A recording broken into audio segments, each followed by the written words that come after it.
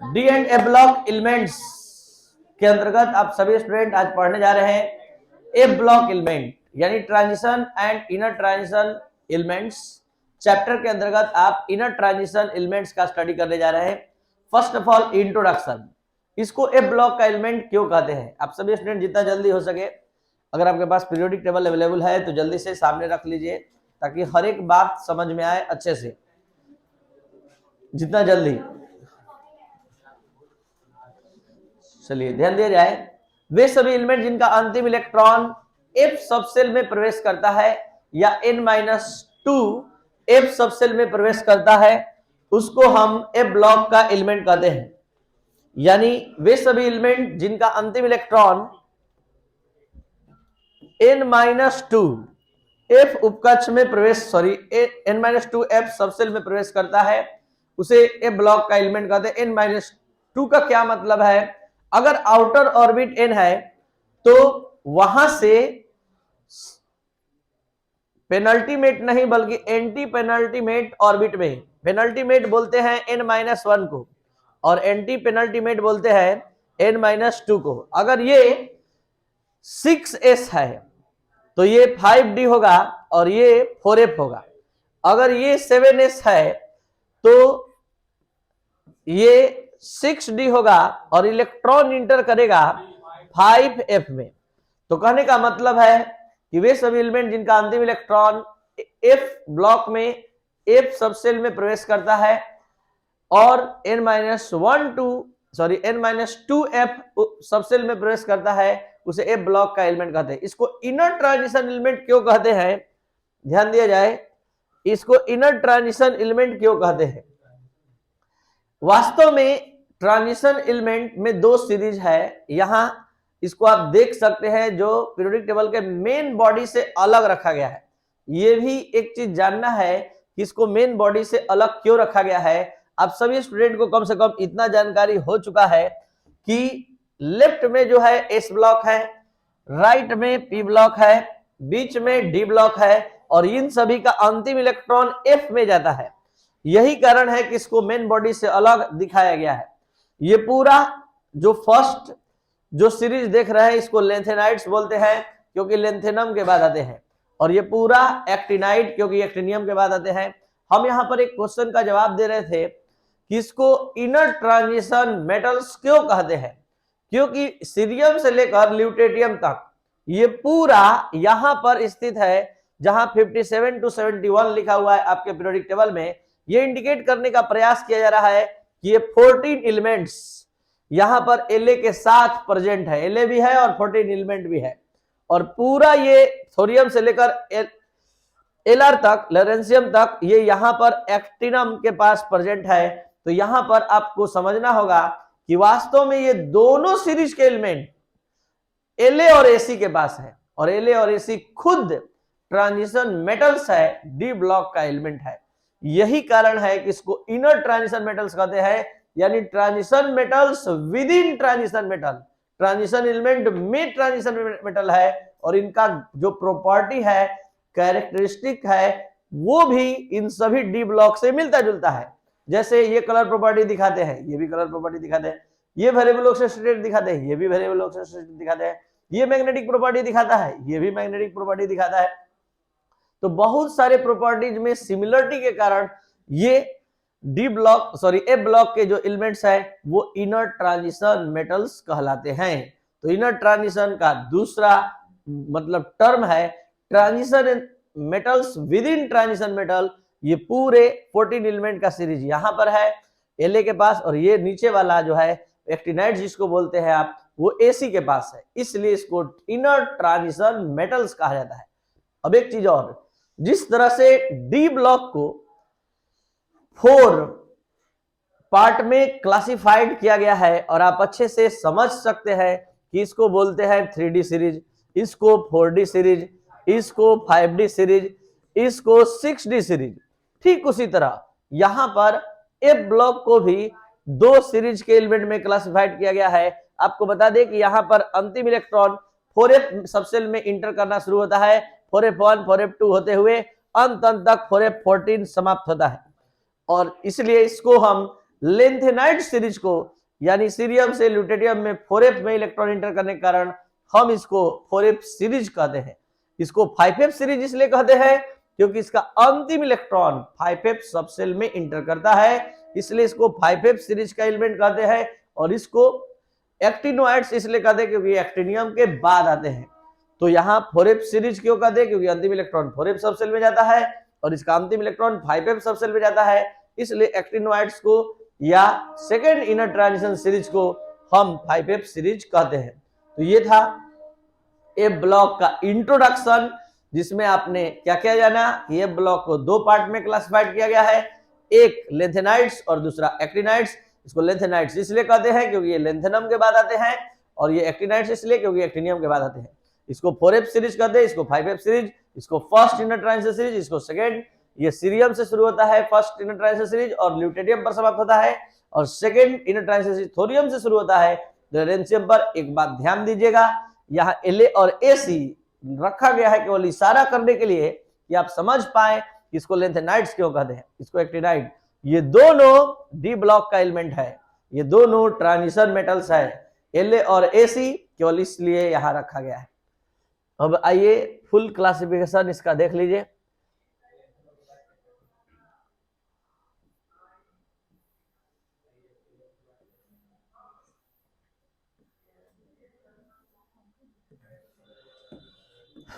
तो शुरू हो रहा है आपका इंट्रोडक्शन क्लास।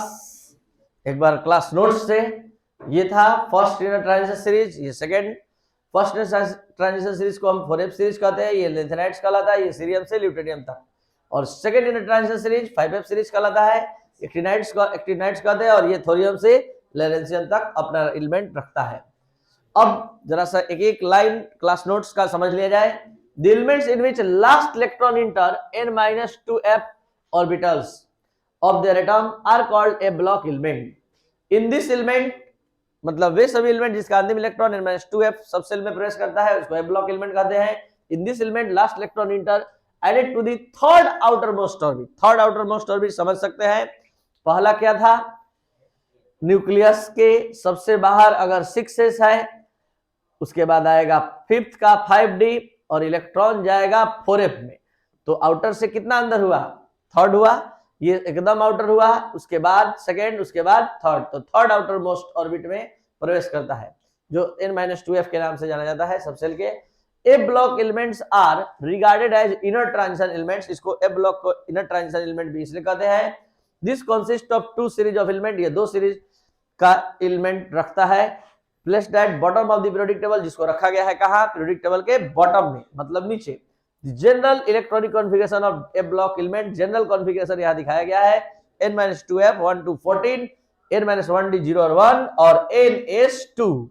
अगर हम इसको अलग अलग बात करें, क्योंकि हम दो पार्ट में बांट दिए हैं, लेंथेनॉइड और एक्टिनॉइड, तो यहीं पर समझ लीजिए सभी लोग। अगर हम लेंथेनॉइड का बात करते हैं तो लेंथेनॉइड का बात कर रहे हैं तो यहां पर हम लेंगे 6s, ठीक है। यहां हो जाएगा क्या, 5d 0 और 1, और यहां हो जाएगा 4f 1 to 14। ये 14 एलिमेंट का केवल हुआ जनरल कॉन्फ़िगरेशन लेंथेनॉइड्स का।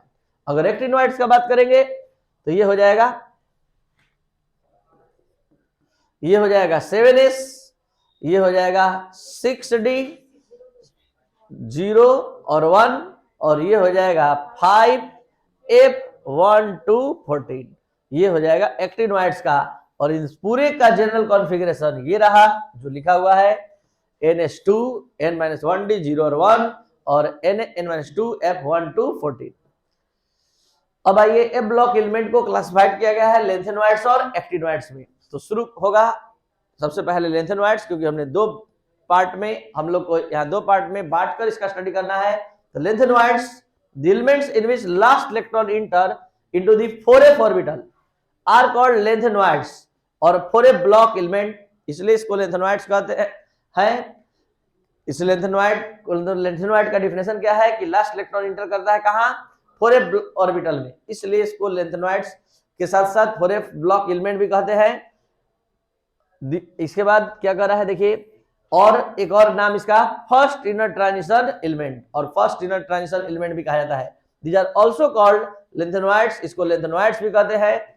And lanthanides because they come after lanthanum, क्योंकि ये लेंथेनम के बाद आते हैं।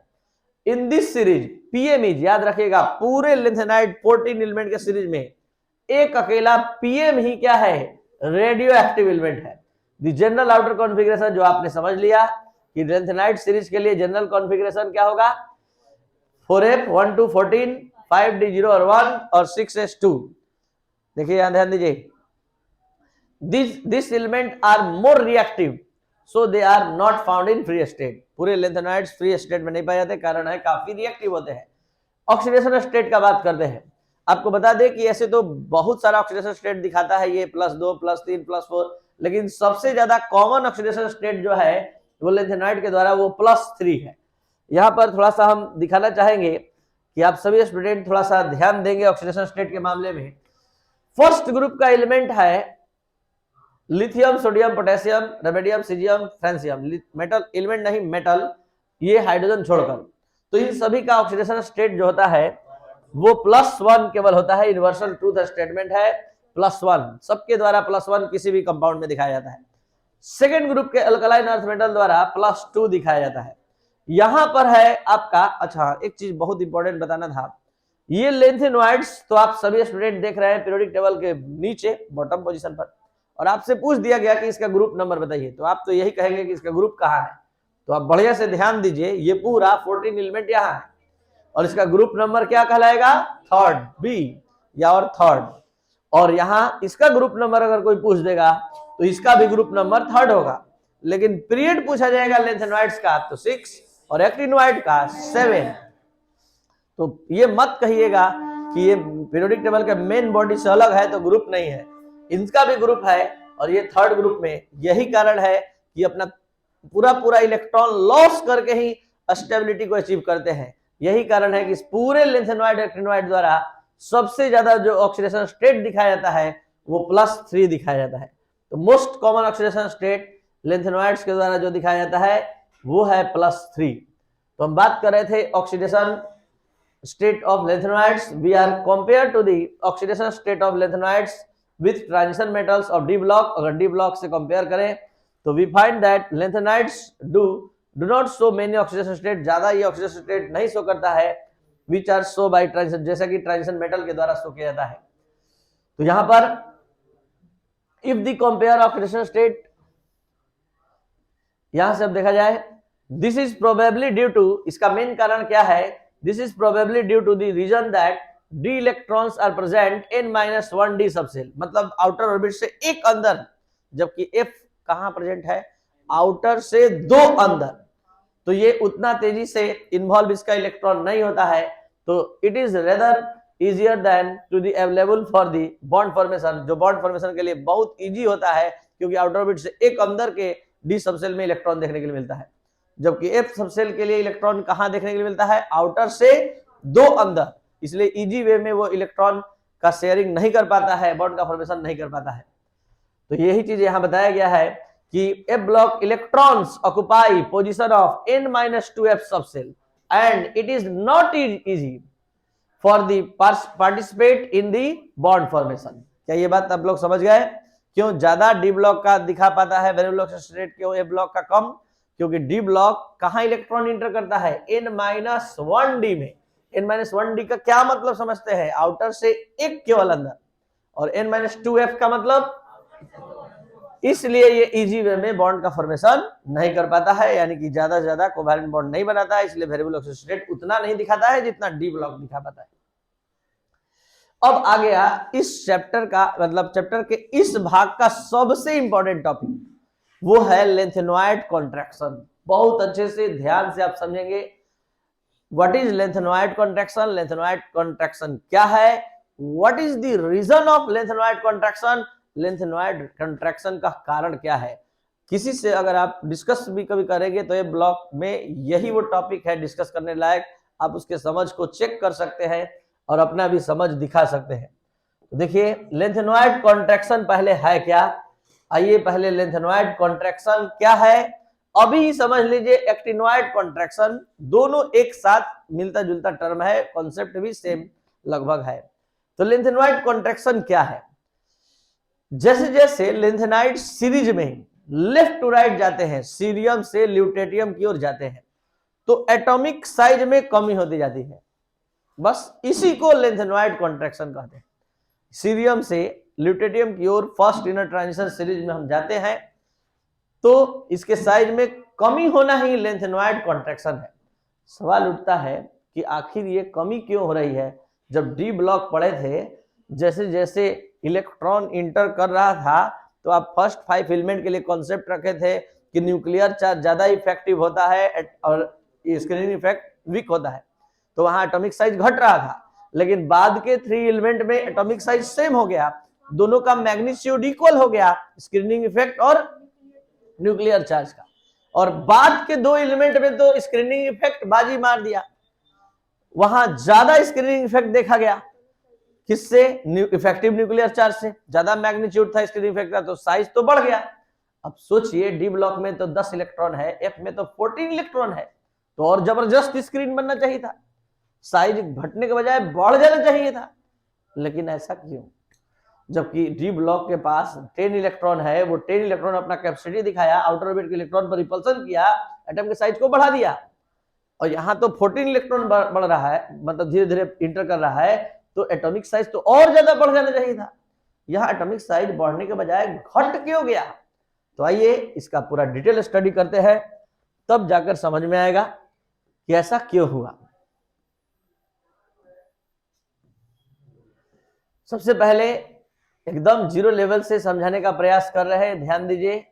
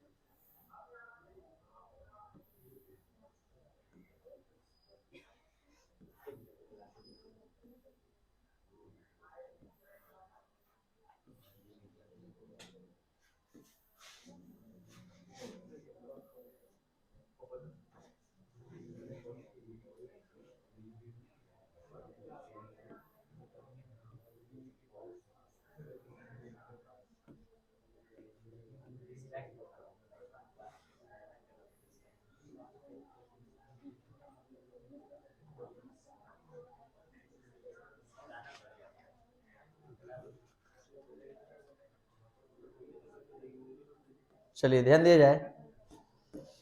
ये है न्यूक्लियस, ये है फर्स्ट ऑर्बिट, ये second, third, fourth, fifth, six. Electron अगर हम लेंथेनाइड सीरीज में बात कर रहे हैं, तो ये है आउटर ऑर्बिट, और ये है फोर्थ ऑर्बिट का 4s, फोर्थ ऑर्बिट का 4p, फोर्थ ऑर्बिट का 4d, फोर्थ ऑर्बिट का 4f। इलेक्ट्रॉन धीरे धीरे सीरियम से लेकर ल्यूटेटियम तक में धीरे धीरे कहां इंटर करेगा? 4f में। 4f में सीरियम से ल्यूटेटियम तक जाते जाते टोटल कितना इलेक्ट्रॉन 4f में आ जाएगा? 14 इलेक्ट्रॉन आ जाएगा। तो 1 2 3 4 5 6 7 8 9 10 11 12, मतलब इसी तरह आप केवल भर दिए कि धीरे धीरे 4f की संख्या बढ़ जाएगी। जरा ध्यान दीजिए, एटम के साइज को दो चीज इफेक्ट डालता है, दो फैक्टर प्रभावित करता है। पहला न्यूक्लियर चार्ज और दूसरा स्क्रीनिंग इफेक्ट। न्यूक्लियर चार्ज तो आप लगातार देख रहे हैं, सीरियम से ल्यूटेटियम की ओर जाने में लगातार बढ़ रहा है। जरा स्क्रीनिंग इफेक्ट के बारे में सोचिए, जो आप पढ़ चुके हैं डी ब्लॉक पढ़ते समय, आज दोबारा बताते हैं कि डी ब्लॉक क्या है। जब कभी आउटर ऑर्बिट से एक अंदर के ऑर्बिट या इनर ऑर्बिट में इलेक्ट्रॉन की संख्या अधिक हो जाती है, तो ये आउटर ऑर्बिट के इलेक्ट्रॉन पर रिपल्सन उत्पन्न करते हैं, और ये रिपल्सन के कारण ये एटम के साइज को बढ़ाने का कैपेसिटी रखते हैं। तो कहने का मतलब है कि ये न्यूक्लियस ये आउटर ऑर्बिट के इलेक्ट्रॉन को खींचना चाहता है, और ये जो इनर ऑर्बिट में इलेक्ट्रॉन्स हैं ये आउटर ऑर्बिट पर रिपल्सन उत्पन्न करते हैं। तो इस रिपल्सन के कारण एटम के साइज में इंक्रीजमेंट आता है। तो यहां पर होता क्या है कि जब कभी आउटर ऑर्बिट से एक अंदर के ऑर्बिट में इलेक्ट्रॉन की संख्या अधिक हो जाती है, ये आउटर ऑर्बिट के इलेक्ट्रॉन को रिपेल करता है और एटम के साइज को बढ़ाने का कैपेसिटी रखता है। तो ये न्यूक्लियस उतना तेजी से उस आउटर ऑर्बिट के इलेक्ट्रॉन को अट्रैक्ट नहीं कर पाता है, तो जितना इसका फोर्स ऑफ अट्रैक्शन कम हो जाता है उसी को कहते हैं स्क्रीनिंग इफेक्ट। यानी जो फोर्स ऑफ अट्रैक्शन में कमी आया है वो इस इलेक्ट्रॉन के रिपल्सन के कारण इनर ऑर्बिट के इलेक्ट्रॉन के आउटर ऑर्बिट के इलेक्ट्रॉन पर जो रिपल्सन उत्पन्न किया जाता है उसके कारण ये न्यूक्लियर चार्ज उतना फोर्स ऑफ अट्रैक्शन नहीं लगा पाता है। तो ये तब होता है जब ज्यादा संख्या में इलेक्ट्रॉन इनर ऑर्बिट में एकत्रित हो जाते हैं। जैसे कि आप सभी स्टूडेंट देख चुके हैं डी ब्लॉक में 3D सीरीज में धीरे धीरे इलेक्ट्रॉन लास्ट में कॉपर जिंक के पास 3D10 हो गया, तो वहां जो स्क्रीन तैयार हुआ था वो आउटर ऑर्बिट के 4s इलेक्ट्रॉन को ज्यादा रिपेल कर रहा था और एटम के साइज को बढ़ा दिया था। यहां 4f ब्लॉक 4f सबसेल में जब इलेक्ट्रॉन जा रहा है और ये आउटर से दो अंदर के ऑर्बिट में इलेक्ट्रॉन की संख्या को बढ़ा रहा है, तो ये उतना सफल नहीं हो पा रहा है जितना कि डी ब्लॉक का एलिमेंट। तो इसका मेन रीजन क्या है?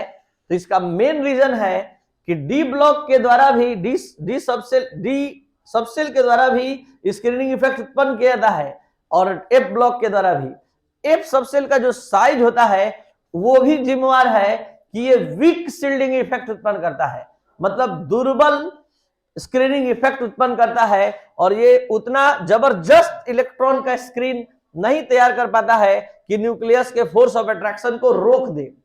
तो इसका मेन जिम्मेवार है shape of F subshell. F subshell का जो शेप है वो इलेक्ट्रॉन के मतलब एफ सबसेल में इलेक्ट्रॉन इंटर करने से जो इलेक्ट्रॉन का स्क्रीन तैयार होता है ये आउटर ऑर्बिट के इलेक्ट्रॉन पर उतना रिपल्सन नहीं करता है, इसलिए कहा जाता है कि एफ सबसेल के द्वारा उत्पन्न किया गया स्क्रीनिंग इफेक्ट वीक होता है और डी सबसेल के द्वारा बनाया गया स्क्रीनिंग इफेक्ट जो होता है, उत्पन्न किया गया स्क्रीनिंग इफेक्ट वो ज्यादा स्ट्रांग होता है, तो आउटर ऑर्बिट के इलेक्ट्रॉन पर रिपल्सन करता है और एटम का साइज बढ़ जाता है।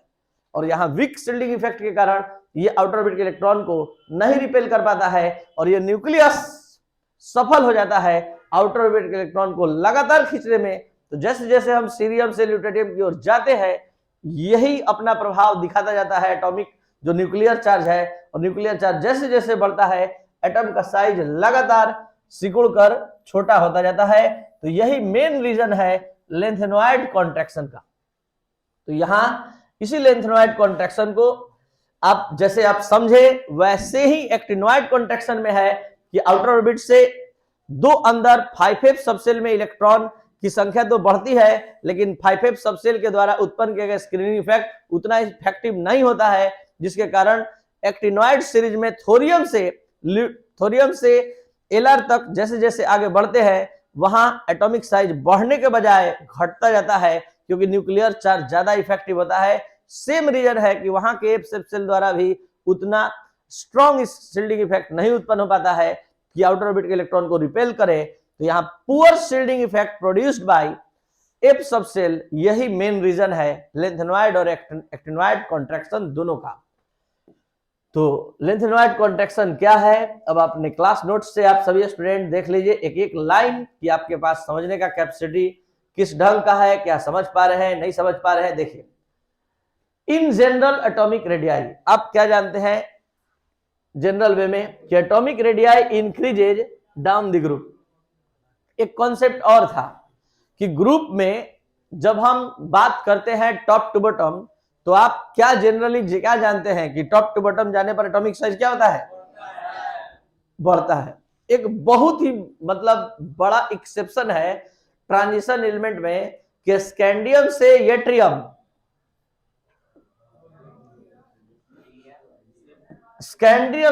यट्रियम तक साइज तो बढ़ता है लेकिन यहां के बाद यट्रियम और इसके बाद के पीरियड के एलिमेंट से ये साइज में सिमिलरिटी दिखाता है। ऐसा क्यों? तो इसका मेन कारण है लेंथेनॉइड कॉन्ट्रैक्शन जो अब यहां देखने को मिलता है। तो ये बहुत ही इंपॉर्टेंट सवाल है, इंपॉर्टेंट क्वेश्चन है कि अगर हम 3D 4D 5D 6D का बात करते हैं तो 3D और 4D से डायरेक्ट वन ग्रुप से दूसरे ग्रुप में आते हैं कि नीचे वाले एलिमेंट में, बल्कि उसी एक सेम ग्रुप में एक एलिमेंट से दूसरे एलिमेंट बनाते हैं तो साइज बढ़ता है। लेकिन जब हम थर्ड पीरियड और फोर्थ पीरियड में अगर हम बात करते हैं तो वो सेकेंड और थर्ड पीरियड के साइज में सिमिलरिटी देखने को मिलता है। इसका मेन कारण है लेंथेनॉइड कॉन्ट्रैक्शन, और यहां साइज में सिमिलरिटी का मेन कारण है एक्टिनॉइड कॉन्ट्रैक्शन। तो ये भी आप ध्यान देंगे। अभी हम पीरियड में बात कर रहे थे कि क्यों लेंथेनॉइड कॉन्ट्रैक्शन होता है और लेंथेनॉइड कॉन्ट्रैक्शन क्या है। तो यहां कारण बना poor shielding effect bye 4F subshell, यहां कारण बना poor shielding effect bye 5F subshell. Lengthenoid contraction. In general, atomic radii increases down the group due to increase in number of orbit, and in a period electron enter into n-2। ध्यान देंगे period में क्या होता है, electron कहां inter करता है, n-2f subshell में। However, the electrons of f orbitals have very poor screening effect। जो बोले हम very poor screening effect उत्पन्न करता है because of their shape। इसका मेन जिम्मेवार कौन है, शेप है, आकार है। This means that if electrons are not in the position of the exert much screening effect, f subshell के इलेक्ट्रॉन उतना स्क्रीनिंग इफेक्ट नहीं उत्पन्न करते हैं जितना कि डी ब्लॉक का। यही कारण है पुअर शील्डिंग इफेक्ट के कारण न्यूक्लियर चार्ज ज्यादा इफेक्टिव हो जाता है, और जैसे जैसे हम सीरियम से ल्यूटेरियम की ओर जाते हैं साइज घटता जाता है। तो यही लेंथेनॉइड कॉन्ट्रैक्शन का मेन रीजन है। Therefore, atomic and ionic radii decreases from left to right in lengthenide series. This is known as lengthenoid contraction. So, what is lengthenoid contraction? So, when we go left to right in lengthenide series, atomic size decreases. This is called lengthenoid contraction. Or what is the main reason of lengthenoid contraction? Due to poor shielding effect by 4F subcell. ठीक है, 4F subshell के electron के द्वारा उत्पन्न किया गया जो shielding effect होता है वो पुअर होता है, किसकी अपेक्षा, न्यूक्लियर चार्ज की अपेक्षा। सेम रीजन याद रखेंगे आप सभी स्टूडेंट। एक्टिनॉइड कॉन्ट्रैक्शन में कौन पुअर शील्डिंग इफेक्ट उत्पन्न करेगा, 5F सबसेल। अब शुरू होता है एक्टिनॉइड्स। तो जल्दी जल्दी एक्टिनॉइड्स के बारे में बोलिए लेंथेनाइड्स की तरह। एक्टिनॉइड्स किसे कहते हैं, वे सभी एलिमेंट जिनका अंतिम इलेक्ट्रॉन 5F सबसेल में प्रवेश करता है।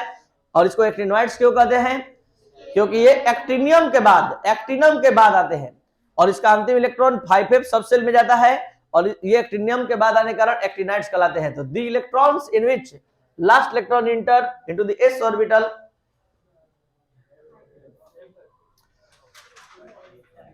(5F orbital) are called actinoids और 5F ब्लॉक एलिमेंट और second inner transition series elements, these are also called actinoids. क्यों एक्टिनॉइड्स कहते हैं, because they come after actinium, actinium के बाद आते हैं। In actinides the most of the element are radioactive. आपको पता है फर्स्ट, अभी तुरंत बताया है, फर्स्ट ट्रांजिशन सीरीज में कौन सा एलिमेंट रेडियो एक्टिव है, जबकि इस सीरीज में सारे एलिमेंट रेडियो एक्टिव नेचर के हैं। इसमें एक और बहुत इंपॉर्टेंट बात आप पढ़ना है, जरा समझिएगा। What is man made element, man made element क्या है। तो आपके पास पीरियोडिक टेबल है, जल्दी देखिए। यूरेनियम के बाद देखिए नेपच्यूनियम आ रहा है, Np, ठीक है। तो यूरेनियम के बाद क्या आ रहा है, नेपच्यूनियम। नेपच्यूनियम से लेकर Lr तक के एलिमेंट को मैन मेड एलिमेंट कहते हैं, मैन मेड एलिमेंट। तो मैन मेड एलिमेंट किसे कहते हैं, the elements which are comes after uranium, ठीक है। जो यूरेनियम के बाद आते हैं वो सबको ट्रांस यूरेनिक एलिमेंट कहते हैं, मैन मेड एलिमेंट कहते हैं। और एक और चीज आर्टिफिशियल एलिमेंट कहते हैं।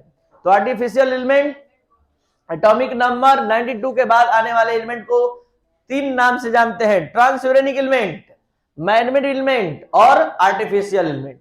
और जनरल आउटर कॉन्फ़िगरेशन जैसा कि आप समझ चुके, जनरल आउटर कॉन्फ़िगरेशन क्या होगा, general outer configuration 7s2, 7s2, 6d0 और 1 और 5f1 to 14, ये इसका जनरल कॉन्फ़िगरेशन। सबसे पहला इसका कैरेक्टरिस्टिक है रेडियो एक्टिव। आपको बता दें कि all the actinides are radioactive in nature. सभी एक्टिनाइड्स क्या होते हैं, रेडियो एक्टिव नेचर के होते हैं और ये हाईली अनस्टेबल होते हैं। कलर्ड आयंस, जैसा कि हमने आपको बताया कि जिस तरह D block element D transition दिखाते हैं अनपेड इलेक्ट्रॉन होने पर, उसी तरह ये एफएफ ट्रांजिशन दिखाता है। इसके ट्रांजिशन का नाम रखा गया क्या, एफएफ। और ये कब कब संभव है, जब पार्शियली फिल्ड एफ सबसेल होगा। अब बताइए क्या F0 होने पर संभव है, F14 होने पर संभव है। F14 को क्या बोलते हैं, फुल फील्ड, और इस F0 को कंप्लीटली वैकेंट। तो कंप्लीटली वैकेंट होने पर नहीं संभव है, कंप्लीटली फिल्ड होने पर, क्योंकि एफएफ ट्रांजिशन तब संभव है जब अनपेयर्ड इलेक्ट्रॉन हो, वैकेंट डी ऑर्बिटल हो, कम से कम एक अनपेयर्ड इलेक्ट्रॉन हो। तो ये था आपका कलर्ड आयन।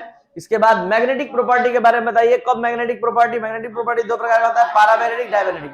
जब अनपेयर्ड इलेक्ट्रॉन होगा एफ सबसेल में तो पैरामैग्नेटिक होगा, और जब नहीं होगा तो 5f14 होगा तो ये पैरामैग्नेटिक होगा कि डायमैग्नेटिक, और 5f0 होगा तो डायमैग्नेटिक, और 5f3 होगा तो paramagnetic.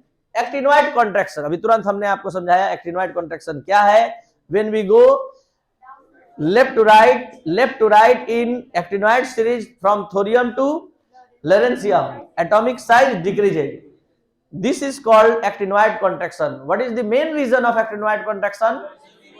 So actinoid contraction due to poor shielding effect originated by 5f subcell. 5f subcell के द्वारा poor shielding effect उत्पन्न करने के कारण actinoid contraction देखा जाता है actinide सीरीज में।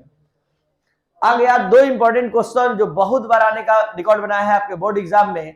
फर्स्ट क्वेश्चन है difference between transition and non inner transition metal. Transition और inner transition, f d block और एफ ब्लॉक में डिफरेंस। ये डी ब्लॉक के एलिमेंट होते हैं और ये एफ ब्लॉक के। इनका atomic radii vary element to element हर पीरियड में वैरी करता है। इसमें एक खास ट्रेंड फॉलो करता है कि लगातार घटता जाता है। ये रेडियो एक्टिव प्रॉपर्टी नहीं रखते हैं और ये रेडियो एक्टिव प्रॉपर्टी रखते हैं। ये काफी संख्या में कॉम्प्लेक्स कंपाउंड बनाते हैं। ये काफी संख्या में कॉम्प्लेक्स कंपाउंड का फॉर्मेशन नहीं करते हैं, कुछ कॉम्प्लेक्स कंपाउंड का फॉर्मेशन करते हैं। They exhibit variable oxidation state, और ये they exhibit mostly +3 oxidation state दिखाता है ये भी, लेकिन ज्यादा एलिमेंट के द्वारा +3 ऑक्सीडेशन स्टेट दिखाता है। Difference between lanthanoids and actinoids. Lanthanoids और एक्टिनॉइड्स में डिफरेंस, फर्स्ट डिफरेंस है कि it has only one radioactive element, केवल एक रेडियोएक्टिव एलिमेंट पीएम होता है। इसमें all the elements are radioactive in nature. इसके द्वारा जो ऑक्सीडेशन स्टेट दिखाता है +2, +3 और +4, इसके द्वारा अधिकतर +2 to 7 ऑक्सीडेशन स्टेट दिखाया जाता है। They are less basic, they are more basic, they have less tendency to formation of complex compound, बहुत कम क्षमता रखते हैं। ये अधिक क्षमता रखते हैं लेंथेनॉइड्स की अपेक्षा कॉम्प्लेक्स फॉर्मेशन का। तो ये था आपका डी एंड एफ ब्लॉक का class, transition and inner transition metals का। कल हम